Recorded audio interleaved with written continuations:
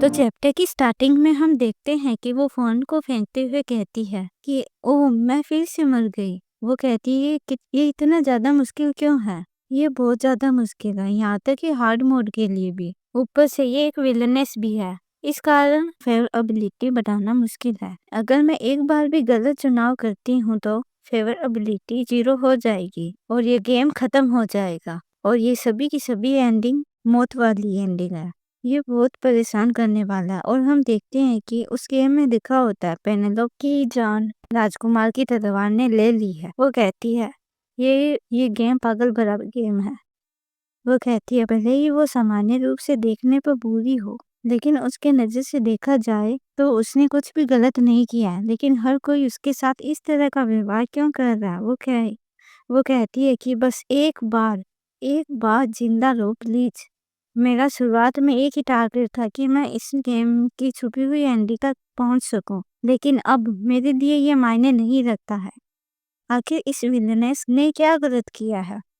उन्होंने बस इसे बुरे रोल में डाल दिया, सिर्फ इतना ही। मैं इस बेचारी विलनेस को लाइव देखना चाहती हूँ और किसी भी पुरुष नायक के साथ खुश हो जाए। वो कहती है कि नॉर्मल मोड में हीरोइन बहुत आसानी से सबका प्यार पा लेती है। दूसरी ओर वो और अधिक दुखी हो जाती है, चाहे वो प्यार के लिए कितनी भी भीख क्यों ना मांग ले। विलेनस की हार्ड मोड में केवल मौत से मुलाकात होती है और वो अपने भाइयों की बात को याद करती है कि यदि तुम्हें लगे कि तुम्हारे साथ गलत हुआ है तो तुम अपने पिता को बताओ, लेकिन तुम ये नहीं कर सकती क्योंकि तुम्हारे पिता को तुम्हारी परवाह नहीं है। उन्हें इसकी भी परवाह नहीं है कि तुम भूखी मर रही हो या स्कूल में परेशान हो रही हो। तब से तुम वास्तव में हमारे परिवार का हिस्सा नहीं हो। वो कहती है ऐसा लगता है कि मेरी और उस विलनेस की छवि एक जैसी है, इसलिए भले ही मैं इस गेम में बार बार मरती रहूं, वे कमीने ड्यूकर भाई भले ही मुझे मारते रहे, मैं उन्हें चुनौती देती हूँ।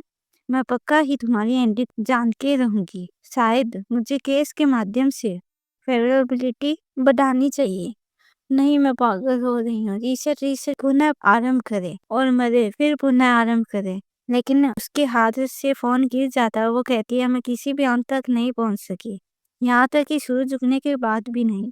ये सच में अनोइंग है। वापस और वो अपनी आंखें बंद कर लेती है। मैं वापस से शुरू करने जा रही हूँ इस विलनेस की एंडिंग तक और हम देखते हैं कि वो सो जाती है।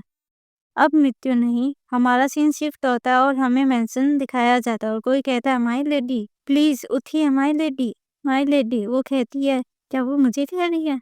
और वो कहती है हाँ, कल रात में घर पर बिस्तर पे उठने के बजाय मैं यहाँ पर उठी और मैं कोई और बन गई हूँ। मैं पूरी रात विनती करती रही, लेकिन मुझे लगता है ये कोई सपना नहीं था। मैं सच में उस गेम की विलनेस बन गई हूँ।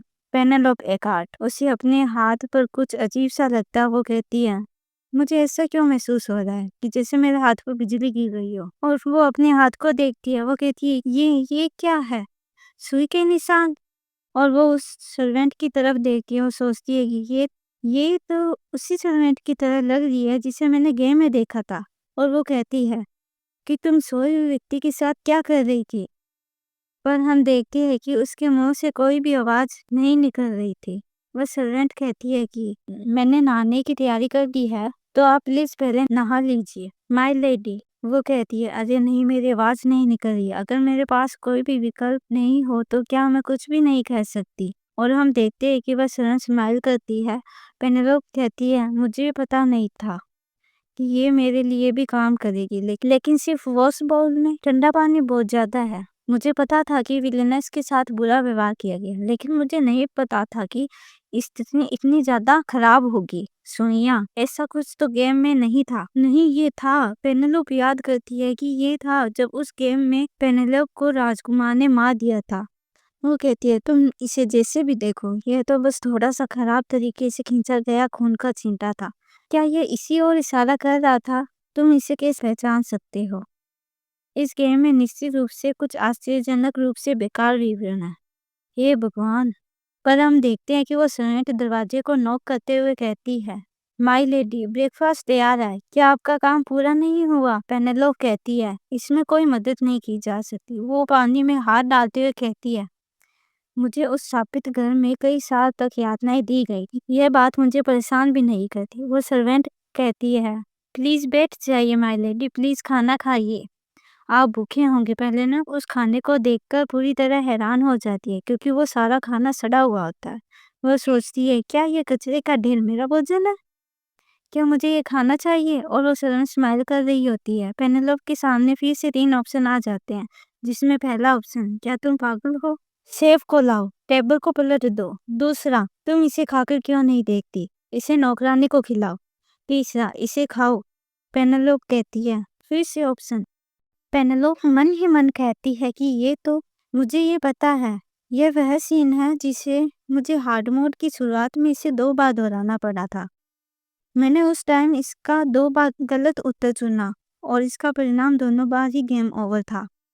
और अब मैं इस गेम इवेंट में हूँ। वो सोचती है कि जब मैंने उस टाइम उन 3 ऑप्शन में से उन 2 ऑप्शन को चुना, वो दोनों ऑप्शन सिर्फ फंसाने के लिए थे। यदि मैं पहले वाले ऑप्शन को चुनती हूँ, तो ये सर्वेंट ड्यूक के पास दौड़कर जाएगी और उसे मैंने जो उसके साथ बुरा बर्ताव किया, जो उस पे गुस्सा किया, उस बारे में बताएगी। अगर इस बात को सबसे बड़ा बेटा सुन ले तो वो मुझे खाना लेने पर प्रतिबंध लगा देगा और पानी की एक घूंट तक लेने पर प्रतिबंध लगा देगा और मैं इस कमरे में भूख और पानी से मर जाऊंगी। हद कर दी, इतना बेरहम कौन होता है? मैं दूसरा विकल्प भी नहीं चुन सकती क्योंकि दूसरा बेटा जब इस कमरे के पास से गुजरेगा तो वो मुझे ये सब करते हुए देख लेगा।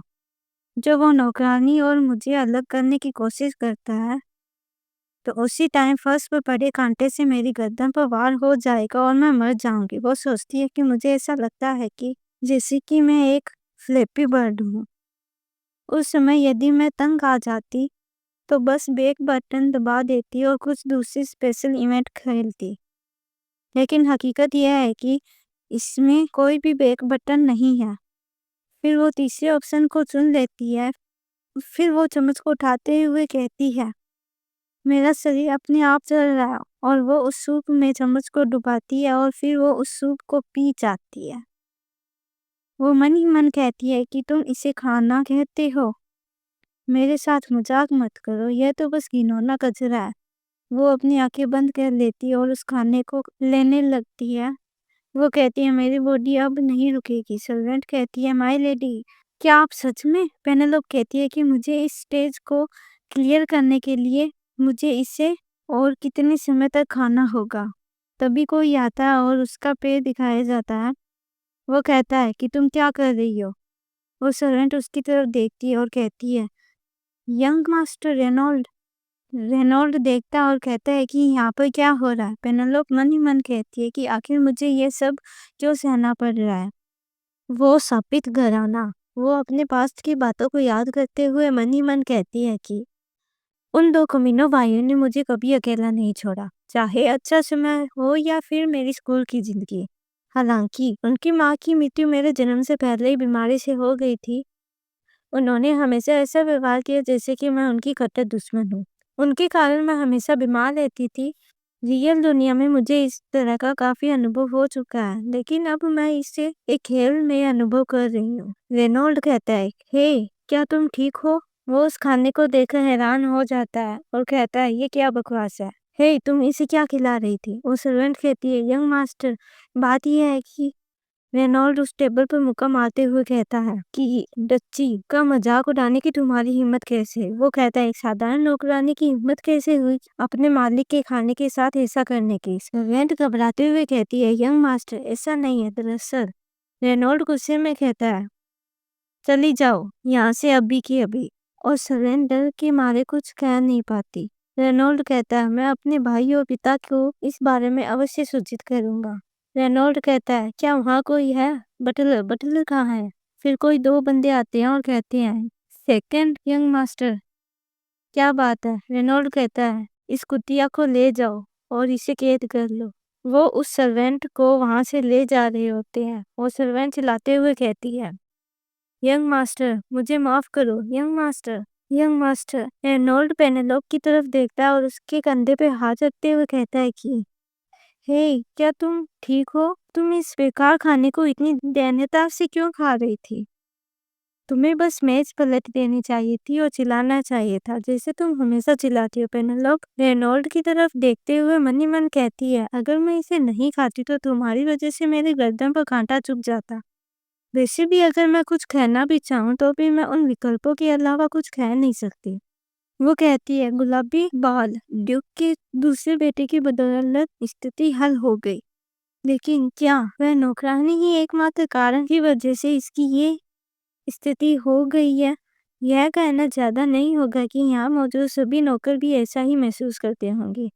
यदि ड्यूक के परिवार के सदस्य, जिनमें यह कमीना भी शामिल है, स्थिति को नजरअंदाज न करते तो ऐसा कुछ पहले कभी नहीं हुआ होता। रेनॉल्ड पेनेलोप को कहता है कि हे, तुम बहुत बीमार लग रही हो, क्या मुझे किसी फिजिशियन को या किसी और को बुलाना चाहिए? पेनेलोप के सामने फिर से 3 ऑप्शन आ जाते हैं।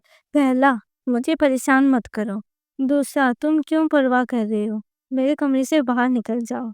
तीसरा, दयालु होने का दिखावा मत करो, तुम अपने आप में बहुत बुरे हो।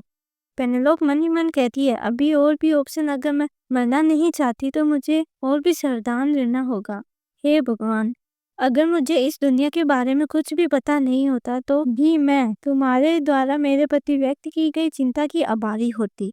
लेकिन मैं पहले से जानती हूँ तुम्हारा ऐसा कोई मतलब नहीं है।